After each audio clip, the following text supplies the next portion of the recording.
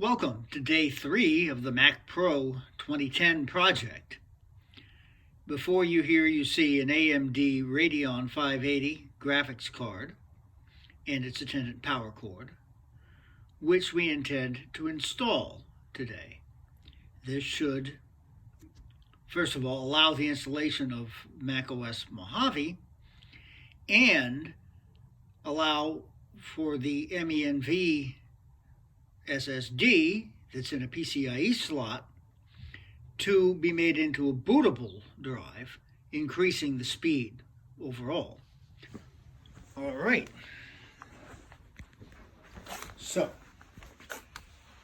just for the heck of it, you can see here the processor and RAM tray, which slides right out, makes it easy to work on. It's the heatsink. In order to upgrade the processor, I'd have to take the heatsink off. Still not sure if I'm going to bother with that. The RAM is very easy. The RAM won't be in the middle of next week, so we're going to have to live with the 4 gigabytes now. And the inside of the Mac Pro. Up in this compartment is where the optical drive lives.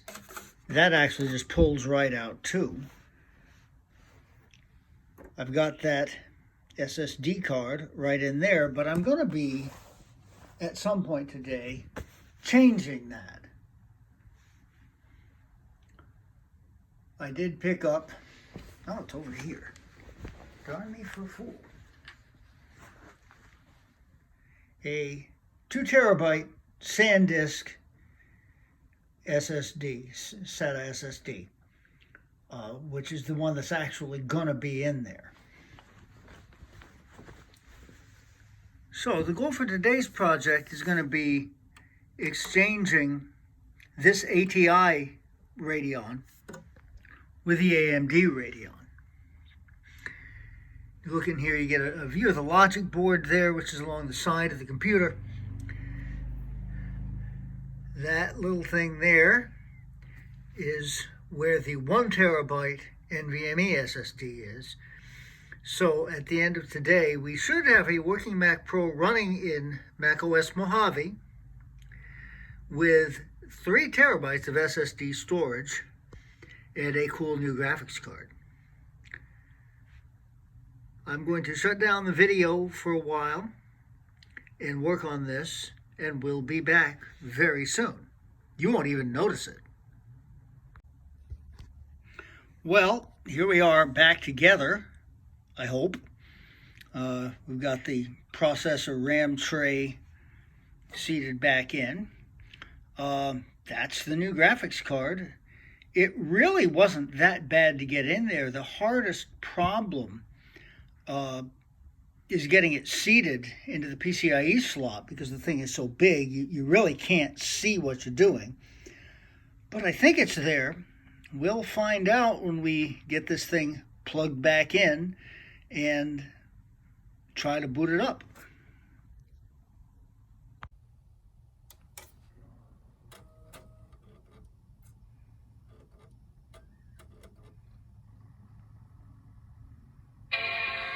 Well, there's the boot time.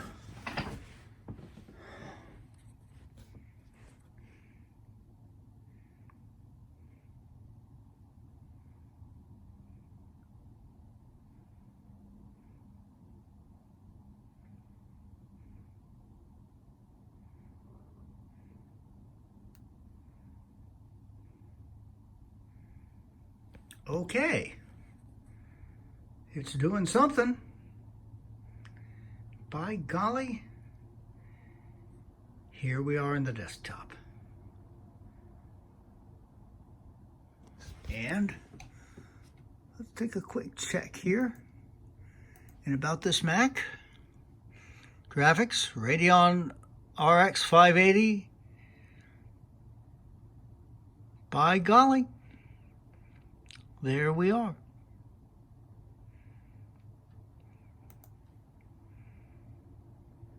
All right. So even though the App Store is setting up here, we're not going to be installing Catalina. What I'm going to have to do next is download the installer for Mojave, and I think I am going to do that rather than use the USB stick that I've got with the Mojave installer on it, just because I'm a little bit concerned about the fact that the boot screen and boot picker are said not to show up using this graphics card. But anyhow, things are looking good, so we'll let you know once that's done. Well, the download's complete. There's install macOS Mojave. Now the plan here is to start the installer, run it. The installation will fail because of the need to update the boot ROM version. Once the boot ROM version is updated, I should then be able to not only install Mojave, but install it using the NVMe drive as the boot drive. Anyhow, that's the plan.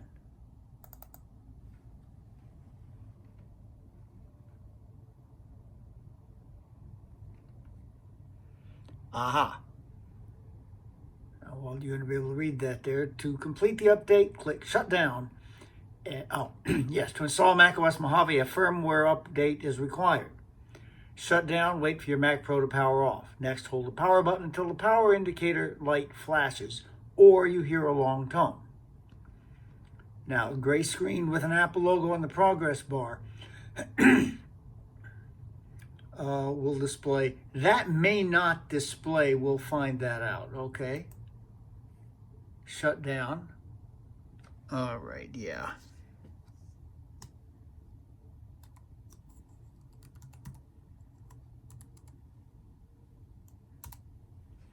Okay.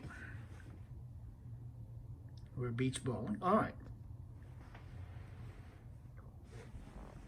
Now, waiting here for the power light to go off.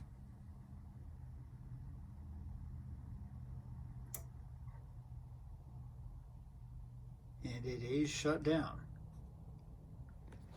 All right. Now, press the power button and hold it in.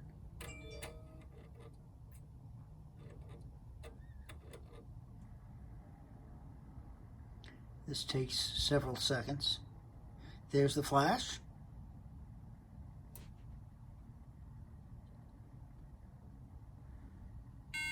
And there's the long tone. Okay.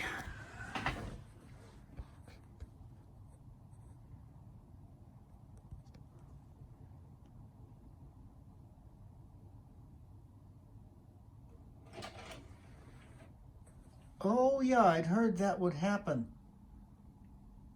For some reason, when you're doing this firmware update, the DVD drive tray comes out. It's all right, we'll push it back in. All right, as I expected, we can't see the boot screen. One of the glitches in doing this. The firmware update takes several minutes, so we'll be back later. Really not that long at all, a couple of minutes. And here we are back on the High Sierra desktop. Now, are we going to start? Well, this seems to be working. Show all disks. Crucial SSD. That's the NVMe drive. Yeah, that's the SATA SSD that's got the installation of High Sierra on it. This is a Samsung USB SSD, wonderful little device, by the way, on which I have done a backup of another machine. The idea being I will transfer the user data from that machine onto this new installation. Okay, so we've selected Crucial, install. I get tired of typing the password.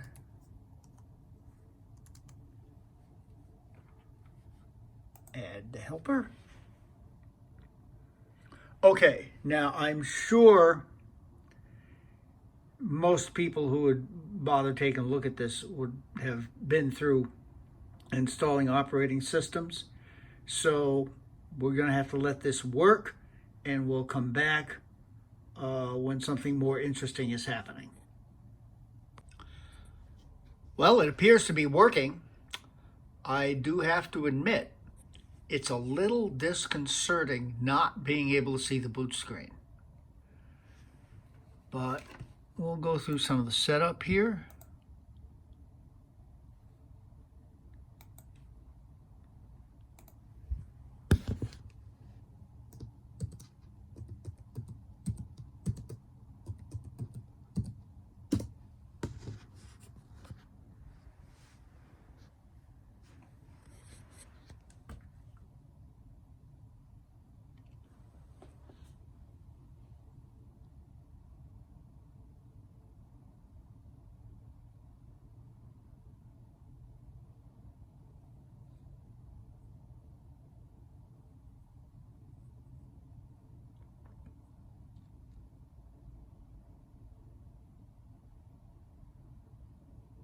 Well, this is boring. There we go.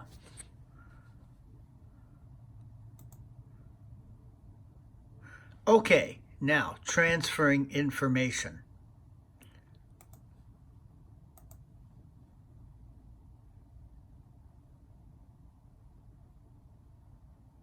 Uh-oh.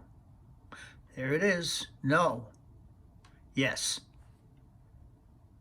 I don't know why they show the Samsung twice, but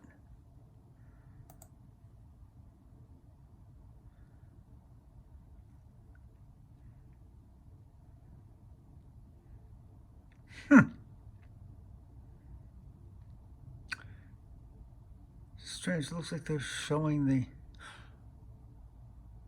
Oh. Okay. I get it. Yeah, it backed up both the drives on there because, well, I don't need to go into that. This is backed up from a Mac Mini, a 2012 Mac Mini, which has got Catalina running on solid state drive that I put into it, and it also has its original hard disk drive, which has got, if I'm remembering correctly, Sierra or High Sierra installed on it. So when it did the backup, it backed up both of them. Okay, but we certainly don't need to bring back the data from a hard drive that I've never actually used. Okay, now, this is going to take quite a while. I like doing it this way simply because I don't have to hunt down all of the applications I might want to put on. You know, email accounts will be all set up. I mean, I'll have to do things with passwords, etc. But largely it's going to be a familiar working environment once I get it set up.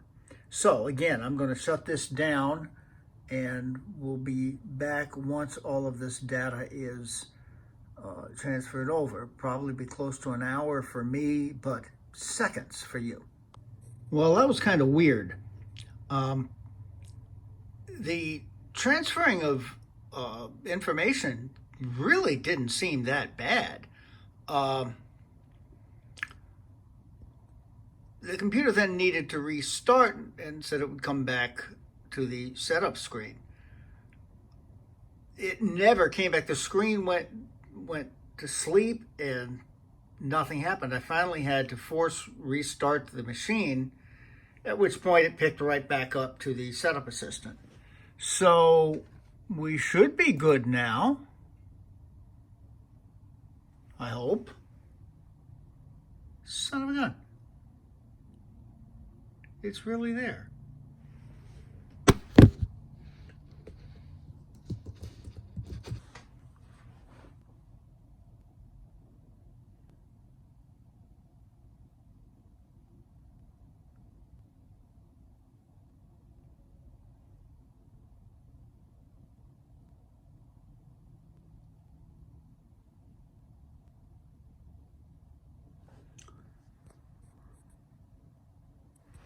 Okay. I just want to see it get to the desktop. And there it is. How about that? Okay, so tell you what I'm going to do. There's going to be some cleaning up to do. We're going to take a quick look at About This Mac. Made 2010. 2.8 gig 4-core Intel processor. Yeah, the 4 gigs of RAM. Okay, that's life. Startup disk, Crucial SSD. There you go.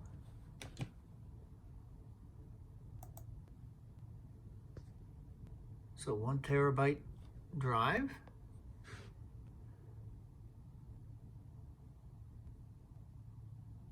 And the 512, which I'm going to change. All right. Quick look at system report. Yeah, the boot ROM version, 144.0.0.0.0. That was what was needed to give full NVMe support so that the PCIe drive would show up. That's the funny thing. It's showing up as a removable drive, whereas the 512 gig SSD is showing as an installed drive. Now, if you're going to be honest, that smaller SSD is a heck of a lot more removable. All I got to do is pull the sled out. I got to unscrew stuff, and it's more of a pain to actually get the Crucial SSD out. But hey, it's working. Okay, so there's some cleanup I'm going to have to do. I will do that and hopefully then wrap things up. Okay, so what I've done is to take the SP512 gig drive out of the sled, and I have put the SanDisk 2T into it. And working, of course, with one hand.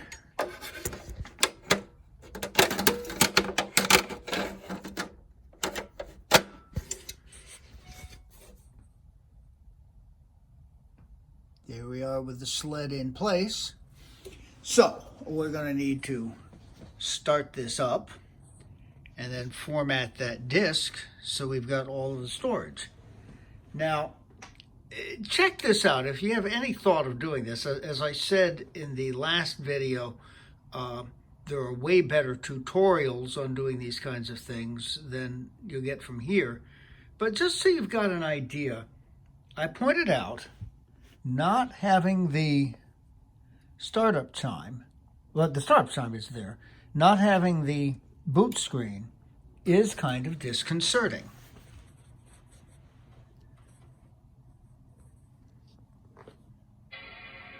So there's the startup chime. Now, as you can tell from the black screen and that little amber light down at the bottom, the display is asleep. Ordinarily, it would have woken up and you'd see the Apple logo and the progress meter. This would tend to get you to think, oh my Lord, it's not working. What am I going to do now? But never fear, keep going with it.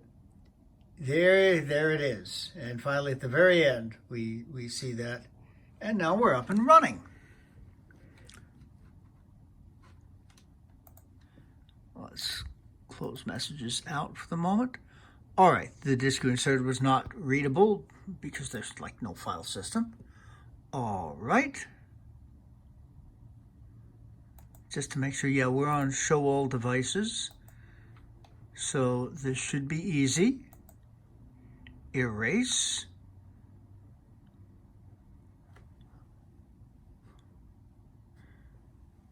We might as well call this, whoops, Typing with one hand, not good.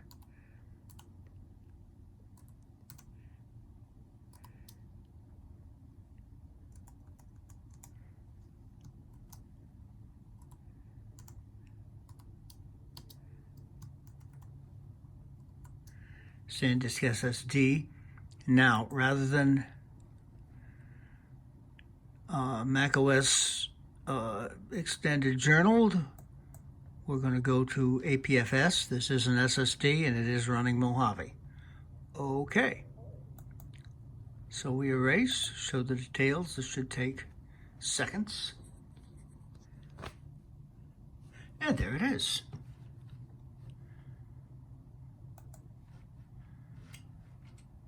Close out of this utility. And now, one more quick look about this Mac.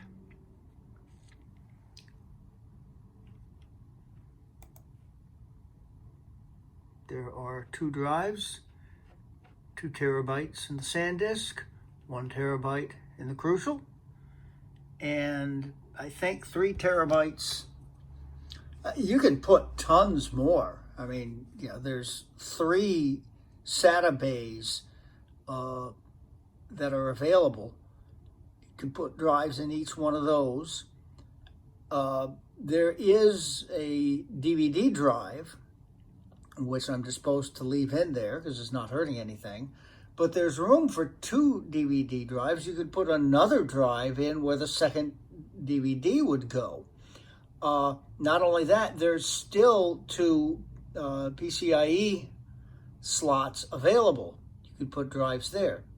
Now, as to where this machine is going to go from here, the next 2 steps. The RAM, of course, although I haven't done anything labor intensive with this machine at this point. It's only just now set up so that I can actually use it. But yeah, I am going to upgrade the RAM, particularly since I already bought the RAM. It just has to be delivered. Yeah, boy, but I hate to think how fast this is going to be once you get that. And then you get those 2 PCIe slots. One of them, I am still kind of going back and forth. Do I put in a card that's got 4 USB 3 ports, or do I put in a card that's got 1 USB-C and 1 USB-A 3.1? I am thinking of the latter. I mean, there are the 5 USB 2 slots, and for things like keyboard and mouse, and as you see, I've got a camera up there. The webcam works fine on USB 2.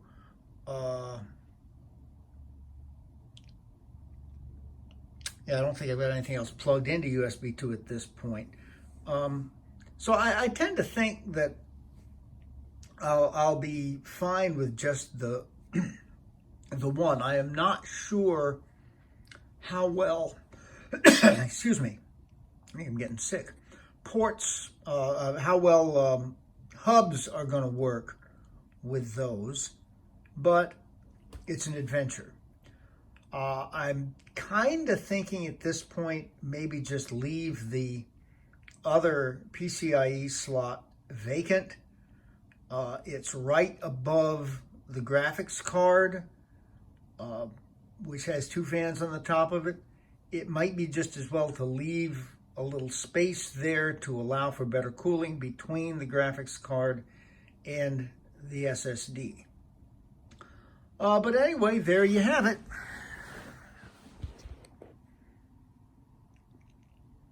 A Mac Pro 5.1, mid-2010, happily running Mojave. I think I'm going to leave it at Mojave at least for a while. That's the latest operating system it'll run. Mojave will get security updates for at least the next 2 years. I'm quite sure. So you can go to Catalina, courtesy of DOS Dude 1. Thank heaven for that guy. But, since I've got Mojave running natively, security updates when they come in are going to be very easy to do. Sometimes this gets a little tricky with the patched versions of the OS because you've got to reinstall patches. I've got a couple of machines, a 2009 iMac, notably. No, wait a minute, that's running Catalina patch now. No, it was a 2010 Mac Mini that's running Mojave, and when I upgraded it, it just didn't want to do anything. So I had to reinstall the patches, and finally, okay, then everything came back up. But you got to tinker with it. I'm thinking as long as the security is enabled here, we'll be good to go. Okay, well, I hope you've enjoyed this and haven't been too bored. Have a wonderful day.